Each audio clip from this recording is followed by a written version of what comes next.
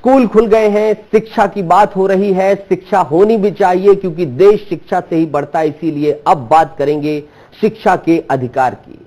देश में शिक्षा का अधिकार लागू है और हर बच्चे को अनिवार्य शिक्षा देना शासन प्रशासन का काम है, अनिवार्य। आरटीआई जो एक्ट है, राइट टू एजुकेशन, आरटीई 2010, उसके तहत यह अनिवार्य किया गया है। अभी कुछ ही दिन पहले स्कूलों में प्रवेश उत्सव बड़ी धूमधाम से मनाया गया, लेकिन प्रवेश उत्सव के साथ 7 दिन बाद ही पन्ना जिले के सरकारी स्कूल की पोल खुल गई है साहब।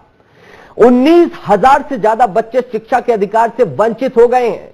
ध्यान से सुनिएगा ये नंबर, ये आंकड़ा, 19,000 से ज्यादा बच्चे शिक्षा के अधिकार से वंचित हो गए। और ये वो बच्चे हैं जिन्होंने किसी न किसी कारण शाला को त्याग दिया था, या तो उनके माता पिता पलायन कर गए या फिर किसी कारण से बच्चों को स्कूल नहीं भेज पाए, गरीबी, मजलूमी, जो भी हो इन स्थितियों के कारण। और ये 19,000 जो बच्चे हैं, ये आंकड़ा हमारा नहीं है, ये आंकड़ा किसका है? सरकार का, प्रशासन का सरकारी आंकड़ा है।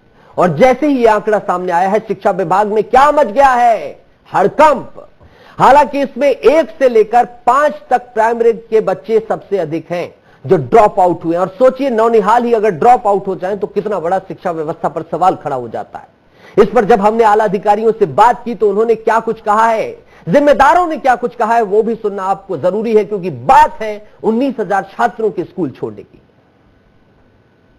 पन्ना जिले में 2021-22 की तुलना में, क्योंकि 21-22 में कोरोना काल में काफ़ी बच्चे बाहर से परिवार यहाँ आ गए थे, वो यहाँ रह रहे थे, तो हमने उनके सब बच्चों के एडमिशन किए, इसलिए छात्र संख्या हमारे यहाँ बढ़ी हुई थी। अब उनमें से बहुत से परिवार पुनः पलायन पर चले गए हैं, इसलिए हमारे यहाँ करीब 1 जून की स्थिति में 19,442 बच्चे ड्रॉप बॉक्स में थे, अर्थात वो किसी स्कूल में अध्ययनरत नहीं थे। हालांकि कहानी यही नहीं खत्म होती। आप सोच लेंगे कि कहानी यही खत्म हो गई क्या?